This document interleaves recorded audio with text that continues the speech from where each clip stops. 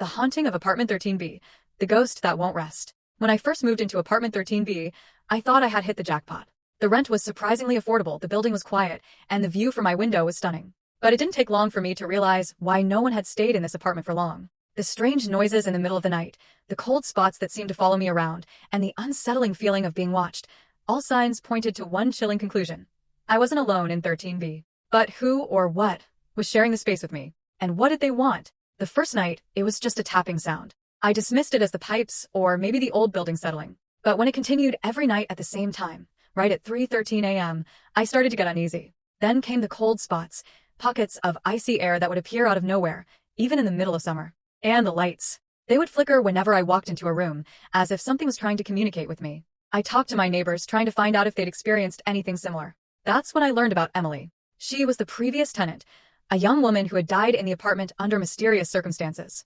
No one knew exactly what happened. Officially, it was ruled as an accident, but the details were vague. Some of the neighbors mentioned strange occurrences even before Emily's death, but no one had put the pieces together. Determined to find out more, I began digging into the history of the building. I discovered that Apartment 13B had a dark past, with a series of tragic events spanning decades. Every tenant who lived there seemed to meet an unfortunate end.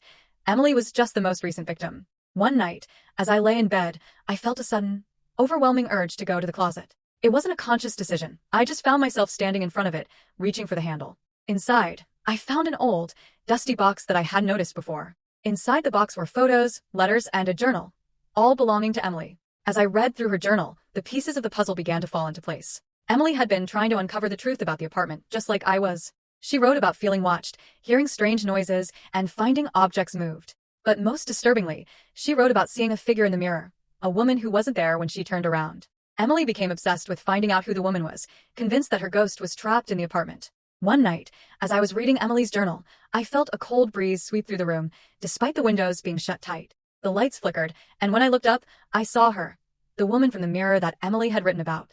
She was standing in the corner of my bedroom, her eyes pleading, her mouth moving as if trying to speak, but no sound came out. My heart pounded in my chest, but I knew I had to do something. I reached for Emily's journal, flipping to the last entry. Emily had been researching a woman named Margaret, who had lived in the building long before it was converted into apartments. Margaret had disappeared under mysterious circumstances, and her body was never found. Emily had written that she believed Margaret's spirit was trapped in Apartment 13B, unable to move on because no one knew the truth about her death.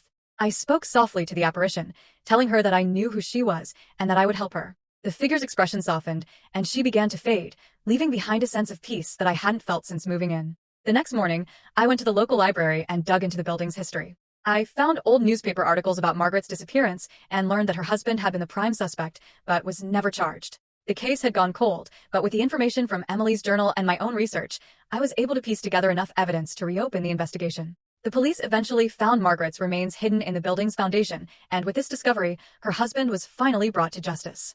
After the case was solved, the strange occurrences in Apartment 13B stopped completely. The cold spots vanished, the lights stopped flickering, and the tapping at 3:13 a.m. was no more. As I stood in the now peaceful apartment, I felt a sense of closure, not just for Margaret, but for Emily as well. They could finally rest, and so could I. I moved out of 13B soon after, but I left behind a small memorial for the two women whose lives had been intertwined with the apartment's dark history. It wasn't much, but it felt like the right thing to do.